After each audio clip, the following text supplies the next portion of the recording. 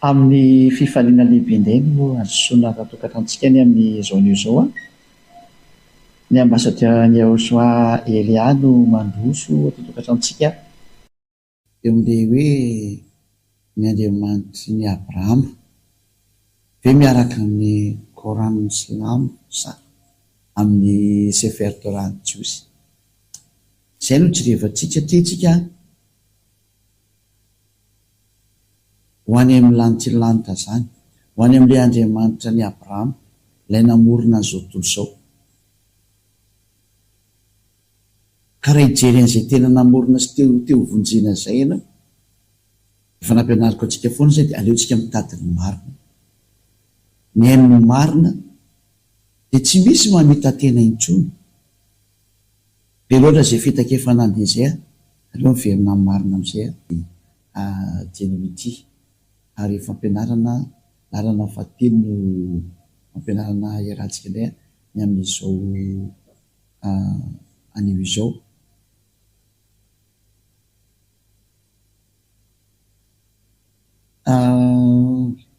Avy hatranintsika dia hijery ary hoe aiza marina no ahitana an'izany famarihana mikasika ny Andriamanitra Abrahama, satria misy boky anankiroa hitantsika zao samy miteny ny momba zany hoe i Abrahama. Hitantsika ny Sefer Torah Jiosy aloha izay efa tany aloha, ary ny bokin'ny Korana koa teoriana samy miara miteny zao. Ay zany ny tokony ho arahana zany, ay zany rehefa tena mipetraka, satria samy manana ny fiteniny koa dia samy manana izay lazaina. Mazava ho azy dia tsy maintsy jerevantsika zany, ary izay ny asan'ny Elia zay, izay no nanorahana ny Elia. Ilay efa niseho hatramin'izay dia ny fahamarinan'io dada Iava io mampafantatra antsika hoe aiza antsika zany, mbola araka ny soratra masina ihany koa sy araka ny zavamisy.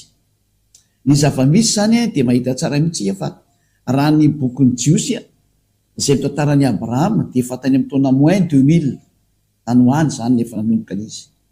Izay ilay hoe Sefer Torah. Ka raha ny bokin'ny Jiosy tany amin'ny taona moins 2000 ary izay nampiany Mosé taty aoriana tany amin'ny taona moins 1500 tany hoany, dia précision moa zany dia efa ela loatra moa ny dady ka dia sarotra be no précision zany, fa manodidina eo daholo ny fisian'izy. Misy moa moka dady hoe tany amin'ny taona moins 1800 tena nisy ny bokin'ny Abrahama, tany amin'ny taona moins 1300 tany hoany ny bokin'ny Mosé. Dia mazava zany efa tany aloha daholo zareo efa samy tany amin'ny andro tranainy. Ka rehefa samy tany amin'ny andro tranainy zany dia tsy misy tsony zany ny tokony teny antsika hoe misy mbola tany alohan'izay. Zareo zany ny tany aloha, zany hoe ny bokin'ny Jiosy izay tranainy zany dia mazava ho azy fa any amin'izay tranainy foana misy ny marina. Ka iza moa zany afaka hiteny hoe tsy marina io, satria ilay zahatra hitantsika fa efa tany aloha tany io. Ary izay rehefa ampianarana faharoa mekonareo teo hoe nararotin'ny olombelona, nararotin'ny olona izay tsy fantatry mihitsy ina moa ny antony nahatonga azy nanao an'izany, ny fiatezeran'ny dada Iava tsy nety niaraka tamin'ny Israelianina. Ka rehefa tsy niaraka tamin'ny Israelianina intsony dada Iava dia nararotin'ny olona amin'izay no vaina ianarana. Izany hoe nanao izay mahatezitra ny dada Iava io daholo ny olombelona rehetrarehetra. Ka mazava azy fa io dada Iava io fa miteny mihitsy hoe ny voninahitro tsy meko ny hafa ary ny anarako tsy azo lotoina, dia tsy anaiky an'io noviana izy. Ary izay ny natondravany Elia ankehitriny anamarina an'izay teny izay, anapirofo an'izay teny izay, ampafantatra an'izay teny izay hoe tsy manaiky an'io mihitsy ny dada Iava io, na ino no teneninao, na ino ho ambaranao, dia tsy hoe kely noviana ty sary mandeha ty, fa izy ihany angeny nandro ihany any zanak'Israely. Ka raha mbola hita koa fa miveriny ihany zao fa nazimbazimbana azy zao dia tsy maintsy ho avy koa ny fikapohana mafy izay ataony. Ary ity tsy vita ny fikapohana intsony fa tena fandringana sy fandravana an'ireo izay rehetra nanao tsinitsinina anazy. Satria efa namoaka teny hoe ny voninahitro tsy azo lotoina ary ny anarako tsy meko ny hafa. Ka raha iay avano anarany dia tsy azo novaina zavatra hafa zay. zay raha tonga tsika mijery hoe aiza zany nentana le originalnala izy dia tsy maintsy miveny amin'ny sefertorany jiostsika fa tany nahitana any anarany hoe yayava ary izay niantso an'izany anarana izany tahaka ny ambasatiovany ahosoa elia izay misy olo tela ny dada malala yayava amin'ity planeta teranareo ity dia nilaza fa zay niaraka tamin'io andriamanitra ny toriny elia zao dia afaka ny fahotana laza tsy naneo tentsony ary lasa parfum homme parfum ary zay mihitsy moa tanjon'io andriamanitra marina io mahatonga ny olona akaiky ho lasa parfum ho lasa tsy manao tentsony ho lasa tsy manao ratsy intsony ary zay mihitsy ny tanjona satria fa hitantsika hoe tsy mihaino mpanota izy io zay aloha anankiray zay fa mbola napofa ratsy ohatra masina hoe ity misy linina nany hoe sorotrasa anankiray koa mahitsy be akoatran'izay taona izay ny sorotrasa anankiray azay moa nafatahany andriamanitra hoe marina izy io satria ny tanjona dia tonga ny olona tsy ho mpanota lasa homme parfum dans toute son perfectionnement zany hoe tena olona tena parfait mihitsy ny sanzan'izy tsisy problème mihitsy ny fahamasinana ady olona masina olona marina olona tanteraka satria izay ny tanjon'io andriamanitra abrahama io satria izay no nampiady anazy tamin'ny olona ka raha ohatra moa zany te hiaraka aminao dia tsy maintsy lasa parfait mazava ho azy zany moa dia fanamarina milantsika hoe lozika be izy zany ka raha ianao mahita hoe lasa parfait zany angeny mampitsiriritra alitsy hoe zahatra vo misy voeritretina efa misy eto amin'ity planeta terranareo ity zany atao hoe olona tsy manota intsony zany ary zao elia hitanareo zao narana voalohany amin'izany ary zay olona niaraka tamin'ny elia rehetra dia tena afaka tamin'ny fahotana tsy nanota intsony mahitan'izany ny vahoaka maneran-tany zao zatratsika ilalao le izy zany na hoe sangisangy fa tena fampisehoana ny fitiavana lehibe any dada malala yayava mazava zay teny izay ary mazava izay sary izay inona no tiana pitaina sy tiana resahana amin'izay aloha fa tsy maintsy jerevantsika kely ny sary ary empahafantarina antsika foana ny tokony atao zany raha jerevantsika indray ny bokyny silamo zany natao hoe korana izy taty amin'ny taona plus 600 taty arina elabe taty voanisy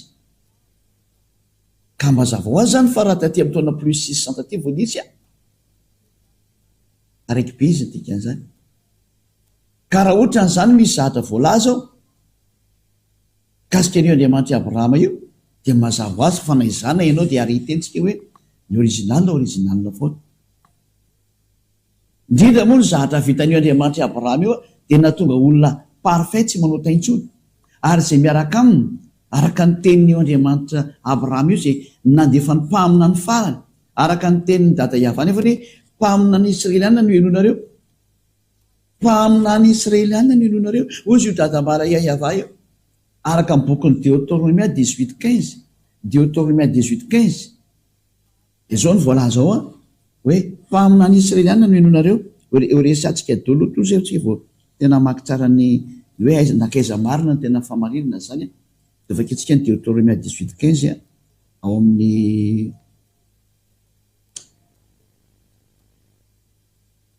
amin'ny soratra masina ny jiosy moa zany jerevantsika anazy raha nireo marika ianareo fa za tsy mamoaka testamenta vaovao mihitsy iltreto fa testamenta taloha ihany satria zay mihitsy nanapolofoko ny famarinana amintsika hoe tsy azonao toerana io andriamanitra abrahama io andriamanitra niaraka tamin'ny israeliana io Deutéronomie 18:15 dia zao ny voalaza ato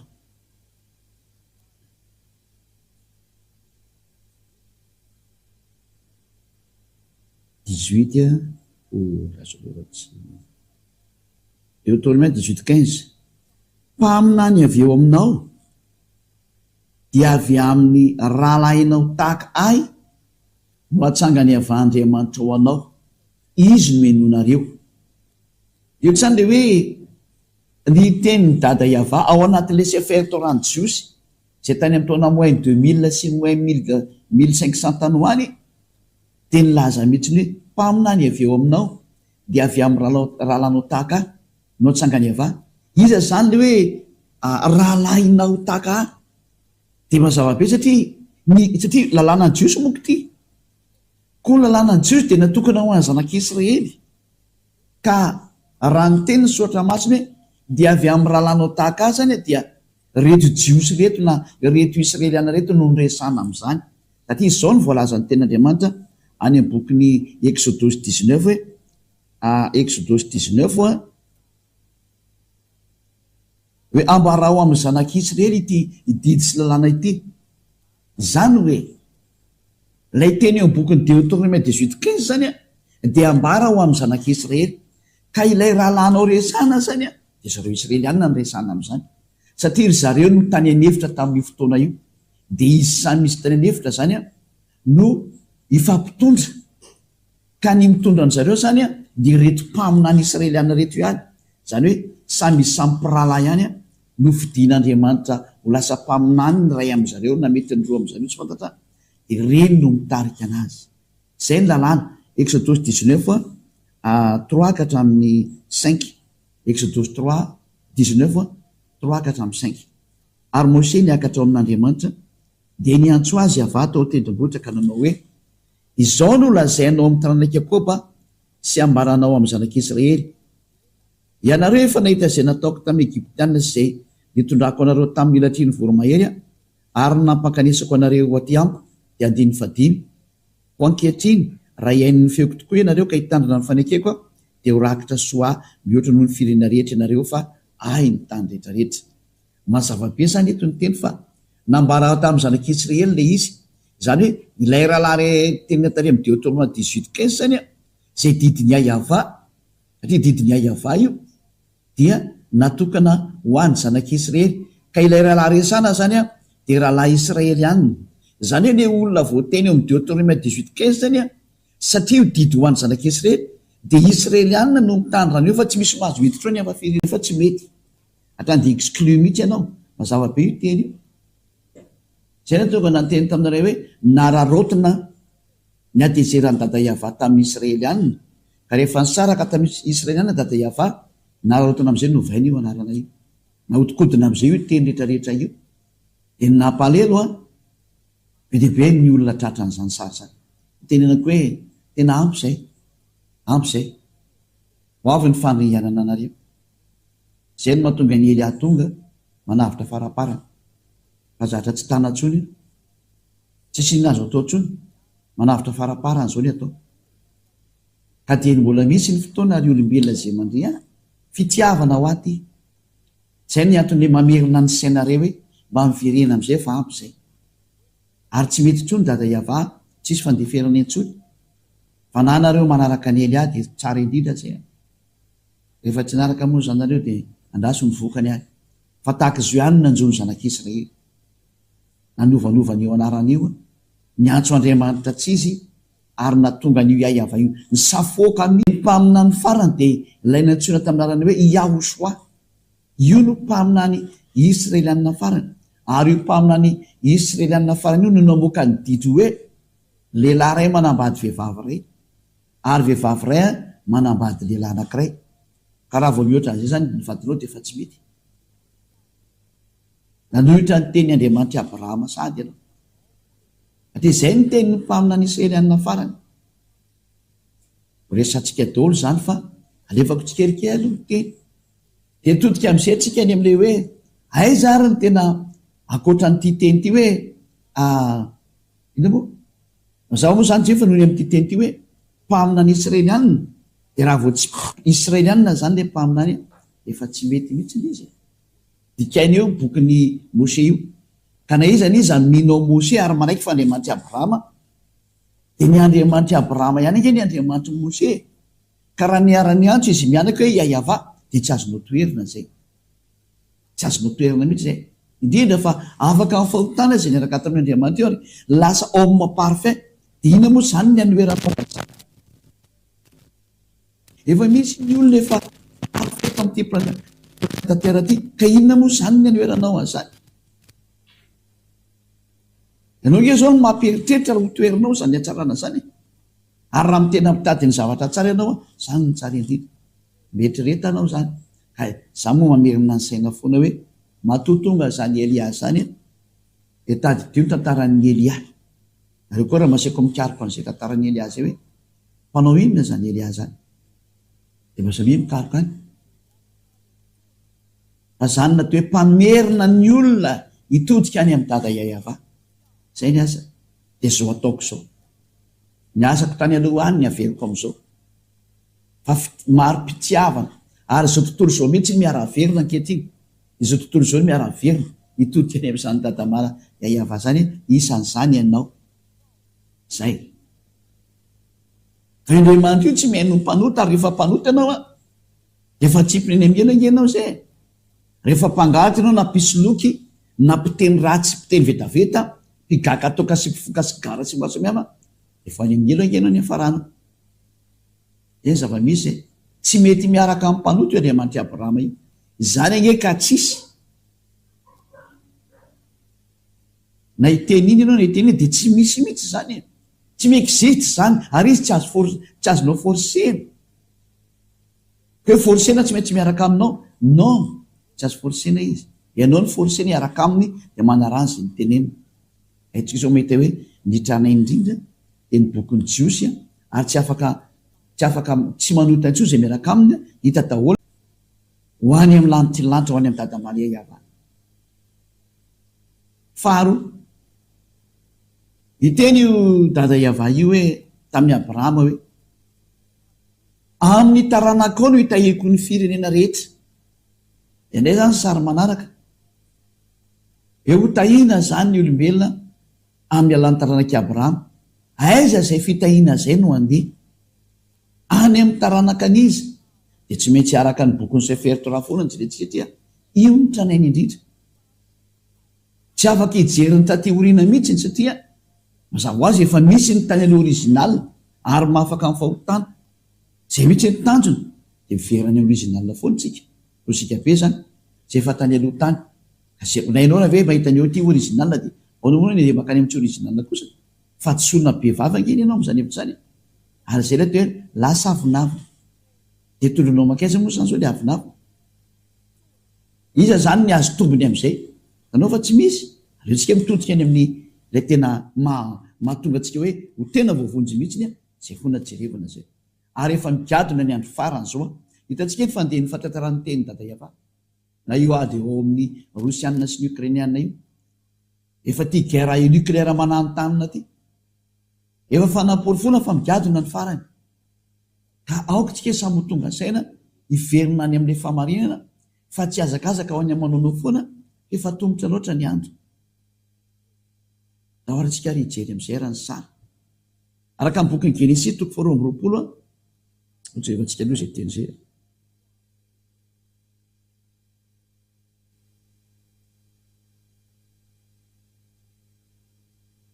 Genesis jerentsika kely 22:18. Genesis 4:20 andeny 7:20. Zao ny voalaza ato. Re, asaiko zao tosika ty. Genesis 22:18. Dawary. Ary amin'ny taranakao no hitahina ny firenena rehetra ambony tany, satria nanaiky ny teniko ianao. Misy zany ny fitahina ho an'ny firenena rehetra eto ambony tany, any amin'ny taranak'i Abrahama no misy zavatra izay ao amin'ny taranak'i Abrahama. Nakaiza ty fitahina ho an'ny firenena rehetra ty dika izay? Dia mazava ho azy efa nisy koa ny teny efa ny fanaovan'Andriamanitra hoe ity taranak'i Abrahama ty kosa nefa dia ho andevozina eo amin'ny 700 taona eo zany, maherikely eo zany izy. Ho andevozina 700 taona ny zanak'Israely any amin'ny tany izay tonga azy andevo. Zay ny tena taranak'i Abrahama. Ka tsy misy taranak'i Abrahama nandevozina 700 taona afa-tsy ny taranak'i Abrahama tamin'ny Isaka. Zay. Satria Abrahama dia niteraka anankiroa, ny ray Ismaël dia ny ray Isaka. ho an'izay tsy malala. Zay ny zanaka ny Abrahama. Ny Ismaela dia niteraka tamin'ilay andevony vavy zay atao hoe Agara, ary nakay kosany dia tamin'ny Sara zay tena vadiny. Araka amin'ny bokyny Sefer Torah daholo no teny an'izay. Io nanana vady anankiroa izy a, i Agara ny ray a, izay mpanampy moa zany tena marina, mpanampy vavy. Ny misaotra maso moa zany andevo vavy izy, satria hoe zay voalaza ny saotra maso moa tsy maintsy averina dia araka ny Sefer Torah. Dia nray kosany a i Sara zay tena vady mitovy aminazy zany, ny mitovy firazanana zany tiana tenena. Zay ny zava-misy ao anatin'ny soratra masina. Ka raha ny voalaza soratra masina dia ity taranaka andevozina ity dia tsy iza fa ny taranaka Abrahama izay nikisaka ka tonga tany amin'ny Mose. Ka io Mose io zany a izay mpaminan'Andriamanitra koa ihany koa izy dia zao a, ny taranaka avy any amin'ny Mose zany a dia avy eo amin'ny Isaka dia tonga tao amin'ny Yakoba na hoe Israela. Dia Israela na Yakoba no niteraka 12 dia tao anatin'izay ny taranaka Levy, ary ny taranaka Levy a no nivoan'ny i Mose sy Arona taty aoriana. Ary izay taranaky Mose izay a no lasa manina moa, lasa nitondra ny zanak'Israely a ilay nivoaka avy eo Egypte, satria nandevozina 700 taona io tao tokoa ny zanak'Israely. Ohatra rehefantsika ny soratra masina ao amin'ny boky zareo Jiosy hoe nakaiza ilay hoe fitahiana ho an'ny firenena rehetra. Dia vakitsika ny Genesisy firy moa zany? Toko 5:12 no vakitsika zany. Dia vakitsika mihitsy nareo amin'ny anokany an'iny voalohany zany. Eto ny tatsika hoe ho andevozina ny zanak'Israely, ho andevozina izy. Rehefa afaka manokany diny voalohany a, rehefa afaka izany dia tonga tamin'ny Abrahama ny tenin'ny avà ka nanao hoe aza matahotra ry Abrahama, fa izao no ampianganao sy valim-pite lehibe indrindra manao. Hoe aza matahotra fa tena zany tena za zany ny valim-pitenao zay. Dia vakitsika aiza re zany 7. Ary hoe Iavà taminy, izao no Iavà izay nitondra anao nivoaka avy tany amin'ny oran'ny Kaldiana mba homeko anao ty tany ity holovanao. Ka io tany io tamin'izay ny tany Israela amin'izao tsika miteny zao taona izy zany. Ary hoe izy Iavà tompo, ahoana moa nahafantarako fandovany ity aho. Dia misy zatra natao moa zany teo fa tsy dia tiantsika fa mandana vafotoana. Dia ao amin'ny 7:10, ary hoe Iavà tamin'ny Abrahama, aoko ho fantatrao marina fa ho vahiny any amin'ny tany izay tsy azy ny taranakao ary hanompo ny olona any izy ka ampahoriana 700 taona. Zay. Fa izany fihena zany kosa izay hotompony dia ho tsaraiko, ary rehefa afaka izany dia voaka izy ka mitondra rem-behivava. Zay. Eto ny teny dia hoe ozy dada Iavà mantsy ny Abrahama hoe ho vahiny any amin'ny tany izay tsy azy ny taranakao ary hanompo ny olona any. Zany hoe lasa andevo zany zareo koa. Ka io ilay taranak'Israely io izay andevo tany Egypta nandritry ny 700 taona teo eo zany, araka n'io teny io. Dia aiza ary io tany io? Dia mbola nomena zany io tany hoe io tany io dia tsy aiza fa io Israela amin'izao tsika miteny zao eo amin'ny 9:20. Ary io ilay mampiady ny arabo palestiniana sy ny israeliana, ary mahatonga ny sary mampiady foana ny any amin'ny fahatsomo ihany ireo mandrak'izao. Dia vakitsika Genesisy 15:18, 15:18 dia 19 ary ny 20 hatramin'ny 21.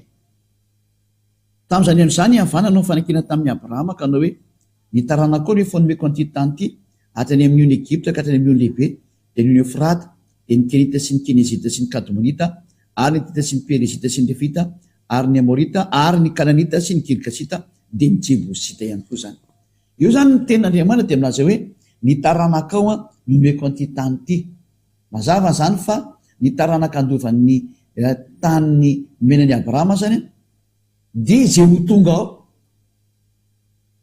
ary ho andevojina mandritry ny 700 taona izy. Dia tsy iza tokoa nefa no natateraka an'izany teny izany fa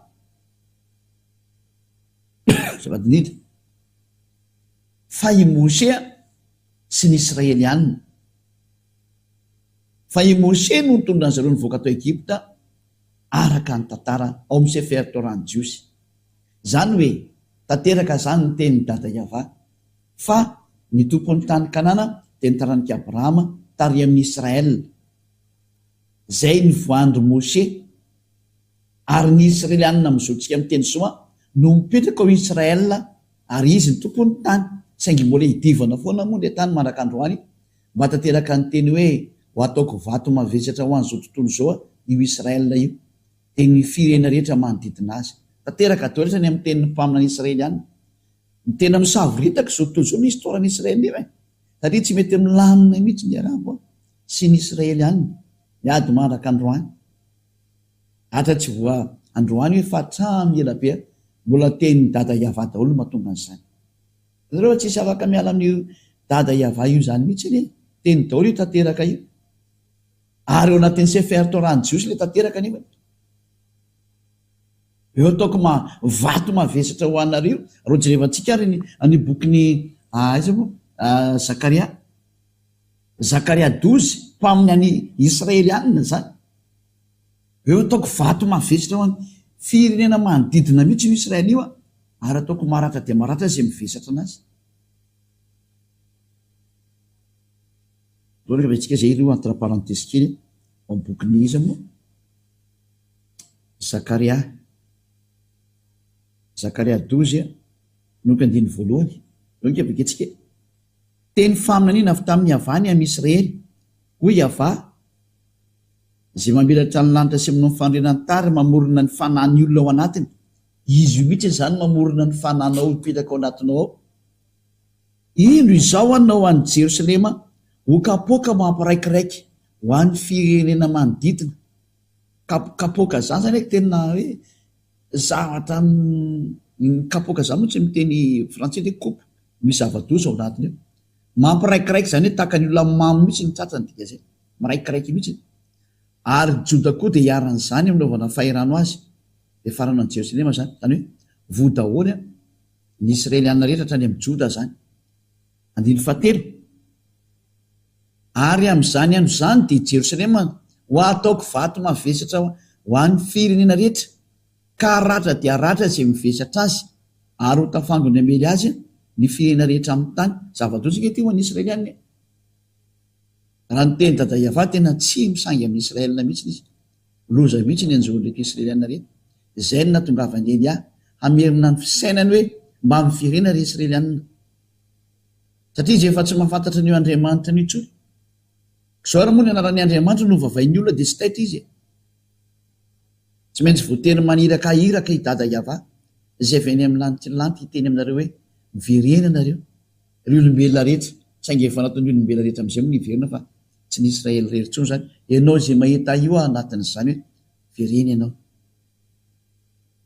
Dia hitantsika amin'izay zao ny problème ny Israelianina amin'izao tsika miteny zao io sy ny firenena manodidina ny Israel lasa miteraka problème manderana ny Moyen-Orient ny sary.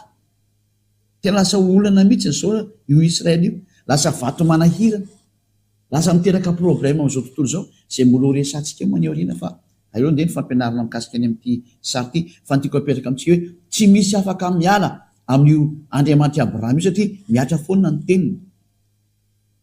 Ary ny anarana zao ampianarako antsika zao hoe Iava no anarana. Zay ny anarana marina. Ary zay le mahafaka amin'ny fahotana. Mazava ho azy zay. Dia ndao reo jevantsika le teny hoe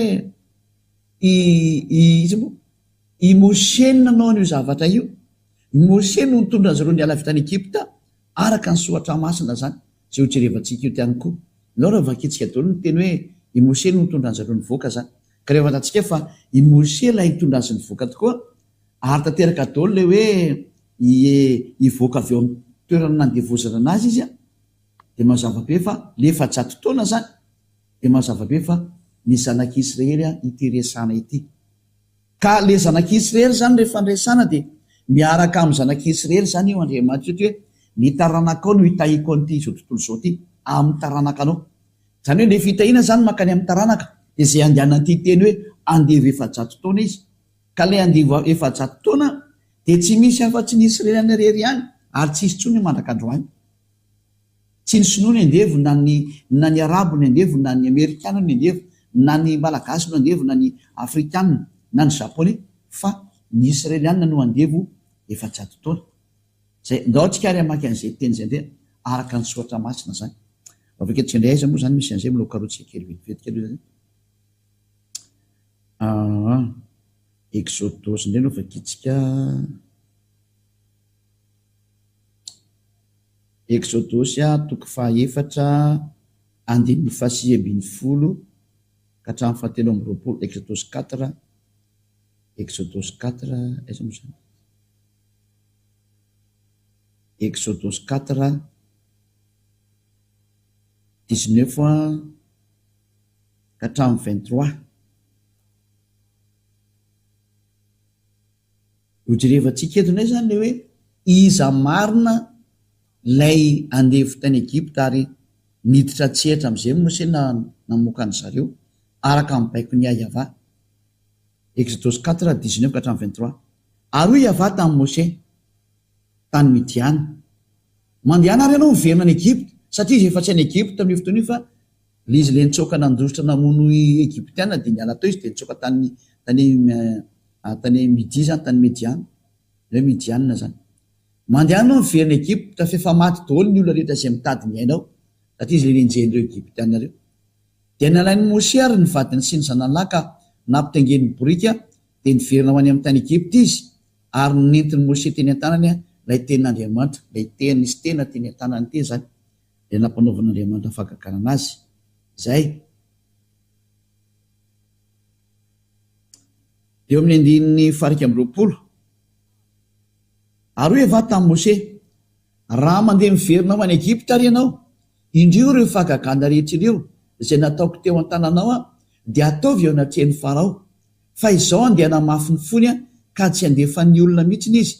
Ka lazao amin'ny Farao hoe izao ny lazainy Yahva, zanako lahy matoa Israely. Koa efa nolazaiko taminao hoe alefaso ary ny zanako mba hanompo ahy, fa efa nandatsy andefa azy ianao, koa ino zao hamono ny zanako lahy matoa. Zay. Eto zany le teny dia hoe i Mose mihitsy zany voahiraka hamoaka ny zanak'Israely hiala avy Egypta. Io zany izy fa zareo marina le andivo. Zareo le andivo efa-jato taona. Noho izany zany ny taranaka mitondra n'ity fitahian'Andriamanitra ity araka amin'ny bokin'ny Sefer Torah Jios izay original dia ny taranak'i Abrahama tarehy misy an'i Mose.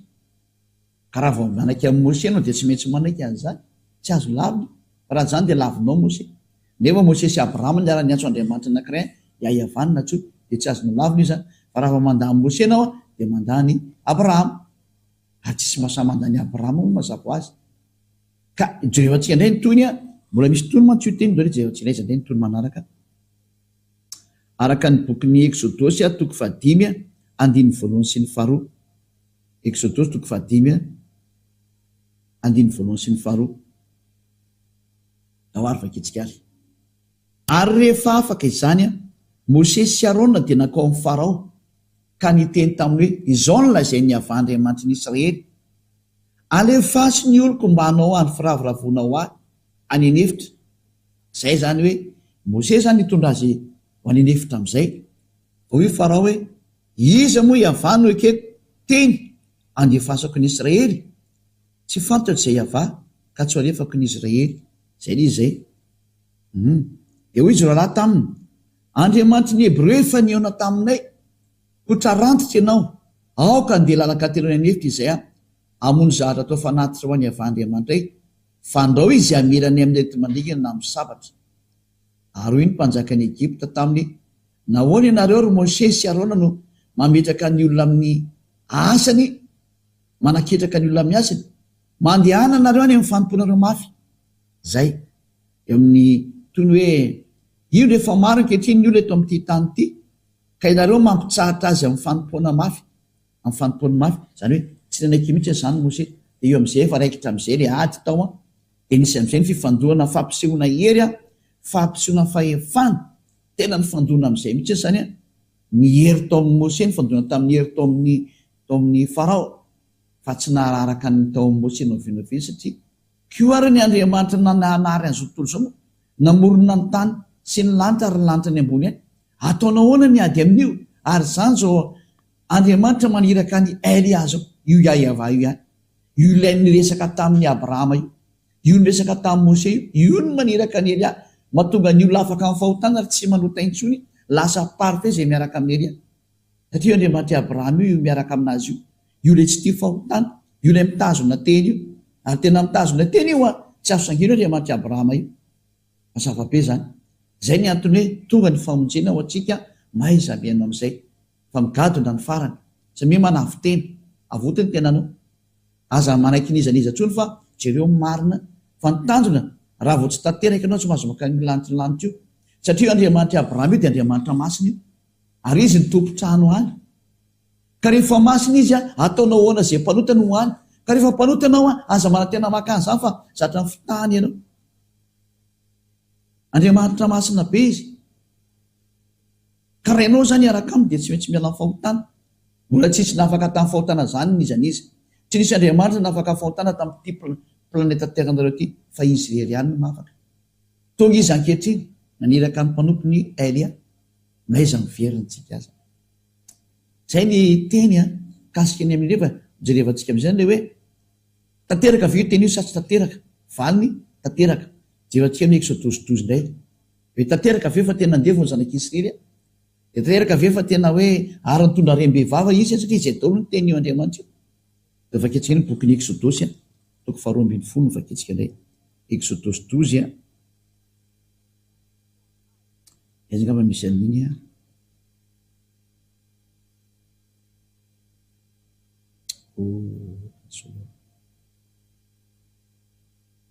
Exodus 12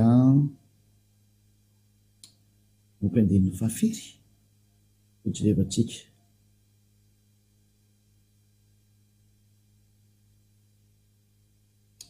andin'ny fahatelopolo vaketsika Exodus 12 manomboka amin'ny 30 ary ny fora mbola alina ary Farao dia izy sy ny mpanompony rehetra araky ny Egyptianina rehetra fa nisy fidradradradrana mafy tany Egypta satria tsy nisy trano izay tsy nahafatesana araka ny teny dada Eva hoe vonoko ny lahamatoany zay rehefa mantano izy dada Eva vonoko ny lahamatoany fa izy tsy amelanareo andeha fa vonoko ny lahamatoany maty daholo ny lahamatoa tao tanàna dia nampaka ny Môsé sy Arona ary izy andiny faraky amin'ny telopolo indray izay zany raha mbola alina ka nanao hoe mitsangana dia mialahy eto amin'ny vahoakako ianareo sy ny zanak'Israely ary mandehanaka manompoana zany Yahva araka anao izay nareo zany andiny faharoa amin'ny telopolo zany zay ino zay ary ny ondry amanosinareo ary ny ondry amanosinareo sy ny ombinareo dia entoka arak'izay efa nolazainareo dia mandehana ary mba tsofo rany ao dia nandondona ny olona larany Egyptianina ka nampandeha azy faingana hiala amin'ny tany satria hoy izy hoe maty avokoa izay rehetrarehetra dia andiny fefatra amin'ny telopolo dia nentiny olona larany kobany sy ny voalena raha tsy mbola voaisy masiratsira sy ny vilian'ny fanaova-mofo voafety tao amin'ny lambany teny antsolona ary ny zanak'Israely nanao araka ny teny Môsé ka nangataka firavaka volafotsy sy firavaka volamena ary fitafiana tamin'ny Egyptianina ary nataony havana hitafity teo masony Egyptianina ary ny olona ka nomen'ireo azy ary izay nangatany ka dia nifoanany Egyptianina lasa nanankarena zany Israeliana satria nalainy zareo daholo ny fanana nangatahany mba meo an'izao zay dia nomeny nanome retsiko matahotrako dia nanome tena nifoanan'ny Israeliana ny Egyptianina lasa tsisy toam-pilatana zany hoe lasa nanankarena izy araka ilay teny dada Eva hoe ataoko mivoaka izy mitondra harem-behivava io izy io zay andiny fafito amin'ny telopolo dia niainga tao Ramesesara ny zanak'Israely nakanina Sokota dia lehilahy mahalilalana tokony hoenetsy avy afa-tsy zaza amam-behivavy ary nisy olona maro samihafa koa niakara taminy afa firenena ary ondra manosy sy omby dia fananana be indrindra fa ireo tsy nanao contrat tamin'ireo satria ilay contrat natokana ho an'ny zanak'Israely dia nididy sy mitsipika natokana ho an'ny zanak'Israely dia nanendy mofo sy tsy nisy masiratsira tamin'ny koba voarena zay nentina avy tany Egypta izy, fa tsy mbola voisy masiratsira izany satria noroahina tany Egypta izy ka tsy nahazo mijanona sady tsy nafevatso azy. Ary ny andro nitoerany zanak'Israely tany Egypta dia 300 taona. Io le 400 taona approximateur moa le hoe 400 date approximative fa ny date réelle zany 430 année teo ny fahateteran'ny teny Dada Iava. Dia ary rehefa tapitra ny 300 taona dia tamin'izany andro izany indrindra noho ny voan'ny tokony rehetra izay any Eva tamin'ny tany Egypta. Zay mazava zany fa ny sary eto dia mipetraka mihitsy ny hoe tena ny zanak'Israely ilay andevy tany Egypta, ary Mose no nitondra azy, ary ny mpaminany nasena nitondra azy dia mpaminany israelianina. Raha vao tsy israelianina zany io mpaminany io dia mitsipaka ny tenin'ny Dada Iava, ilay manala fahotana ary ilay hita tao anatin'ny bokin'ny Sefer Torah ny Jiosy izay tranay indrindra, satria ny hita tao dia ny anarana hoe Yahva, ary izay miaraka aminy dia tsy manota intsony ary parfait tahaka ny Eliazy miresaka aminareo izay ny rany io Yahva io mihitsy. Zavy zany teninareo zao fahatsarana zao mamerina io amin'izay araka aminy, miazaka zay araka aminy amin'izay fa miverina izy io, ary miverina tsy azo sangia fa miverina tena andrava sy androdana sy anapotika ny Andriamanitra tsy izy rehetrarehetra. Efa ampy izay fampitana zay, be loatra le izy, be loatra ny olona efa lasany amin'ny fahaverezana mandrakizay dia any amin'ny faremy rehetra avy sy ny solofary. Fotoana ny famonjena zao, zay ny antony zao fanamporofona zao. Aza manaiky tsony ny zavatra fafa satria tena manome ny fanamporofona rehetra mihitsy zao hoe Elia porofona taminareo. Inona zany ny boky marina ahitana an'io Andriamanitra Abrahama io dia ny Sefer Torah ny Jiosy. Ankoatran'izay zany tsisy miteny zavatra tena mitombona tokoa ary tena tsy marina mihitsy satria maninona zao ny tsy mamarina anazy satria tsy hitao mihitsy ny fepetra ny teneko tamina hoe ilay taranaka nandevozina 700 taona ny Israelianina, ny mpamina ny tenena tsy maintsy Israely satria izay ny teny io Yahva io, ary ilay taranaka andovan'ny tany Kanana dia mbola Israelianina. Hitantsika mipetraka ao Israely zareo manakandroany. Mazava zany fa tena tsy azo toerina mihitsy io teny io, fa ny Andriamanitra ny Abrahama izay marina zany Yahva no anarany, ary ny entana famarinana dia ny bokin'ny Israelianina no marina, ny Sefer Torah ny Jiosy. Ary tonga Elia merina hoe io amin'izay arahana, saingy mba palelo zareo tompony ary moa tsy ndrarana azy. Eny tena zava-tozy zareo Israelianina zay tompony zao famarinana zao mihitsy no manitsakitsaka n'io teny io Yahva io, ary zay moa no nandroana ny zareo. Ary mandraka anao izy dia tsy manana herintsony hitazona ny herin'io teny io, fa nilozan'Andriamanitra izy, ary zany nandrana ny Elia hamerina amin'ny olona rehetra hoe tsy maty akory ny Andriamanitra ny Abrahama Yahva io, ary tsy mety maty io, ary ny teniny koa tsy mety maty. Fa tonga ny fotoana ankehitriny hamerenana n'izao tontolo zao hiverina amin'ny Andriamanitra Abrahama io Yahva no anarany. Ary zay fitanareo hitapoky temperena ny famarinana afaka mifahotana izay miaraka aminy alasa parfait. Ary isan'izany zao ny tenin'ny mpaminany farany Israelianina zava-indrindra, ny tenin'ny mpaminany Israelianina zay farany indrindra hoe Yahoshua izay mbola atoro antsika ihany koa moa hoe lehilahy ray manambady vehivavy ray. Fa efa tsy parfait anao raha vao lehilahy anankiray manambady olona 3 na 4 na 5 na 10 raha vao mihoatra indray dia efa tsy mety. Ohatran'izany tokoa namboarany Andriamanitra ny olombelona araka mibokatra any amin'ny Genesisy na ny Beresita ny Jiosy hoe lehilahy ray ho an'ny vehivavy ray, ary vehivavy ray ho an'ny lehilahy ray. Raha zany dia efa tsy tanteraka ianao, vous n'êtes pas parfait. Ka izany teny rehetra zany no ampitaina amintsika ny amin'ny fahamasina sy ny fahamarina. Raisina tokoa nge ny raha hoe tena manana miaraka amin'izany Andriamanitra Abrahama zany tsy mety mampijaly io nge io e. Raintsika ohatra fotsiny ihany hoe na ianao manambady vehivavy be dia be io, dia ianao tsy eritreritra fa tsy alahelo ny anankiray amin'ireo, efa mitondra alahelo izy dia efa tsy mety nge zany. Zay ny tonga an'Andriamanitra hoe lehilahy ray ho an'ny vehivavy ray, ary ny fifankatiavana dia tokony hitovy. Zany io Andriamanitra Abrahama io tsy mety miangatra mihitsy io. Tsy hoe ianao ihany mieritreritra momba ny teninao fa tsy mieritreritra ny hafanao. Zany ilay Andriamanitra Abrahama. Ohatra zao zany ny fitsangatsanganao, tsy menatra mihitsy ianao dia mitsangatsanga fotsiny zao, satria fitsangatsangana anie zany sary hoe tsy vadinao nefa mivadina e. Zany zao fa fitsangatsangana zany. Eo zao dia maniry oatra ny anana zany. Zavatoza amina taminy mihitsy iny. Anisan'izany zao hoe tsy mahaparfait anao daholo ny sary ohatran'izany. Ianao miteny ratsy, ianao misoloky olona io. Na ianao misoloky olona io fa ratsy. Mandainga, mamitaka. Zany efa tsy mahaparfait anao zany. Fa ny olona miaraka amin'ny Elia tsy manao an'izany tsony. Tena parfait izy. Ary izay ny aton'izao fanambarana zao. Ary mahatonareo avotana ne lasa olona parfait. Ka iza moa ny olona tsy tia zany, fa izany miaraka amin'ny Elia. Lasa parfait anao. Tsy voatoriana hoe ampianarina. Efa misy angely izy. Tsy hoe zara voatoro anao fa zara efa iainan'ny olona zany. Ho an'izay efa miaraka amin'ny Elia rehetrarehetra. Mahafinaritra zany sary zany. Ary zany ny tao manantsika rehetra zany. Vita zany zay Jerevan manaraka indray hoe ho toizantsika ihany fa inareo foana ny toy ny hoe inona indray mbola fampianarana mikasika an'izay mbola tsy ho jerevantsika ho fanaporofona hoe miverena amin'izay amin'ilay Andriamanitra tena marina, ny Andriamanitra ny Abrahama, Yahavah no anarany. Ary arao ny tenin'ny mpaminany Israely anina. Fa raha voatr'izany dia tsy ao anatin'ny linina ny marina mihitsy hoe. Vous n'êtes pas dans la ligne de la vérité. Tsy ao mihitsy. Tena hors sujet mihitsy ianao. Ka izay ny asan'ny Elia mamerina anao ao mba ho voavondry daholo ny olombelona rehetra satria efa any ny mpandringana.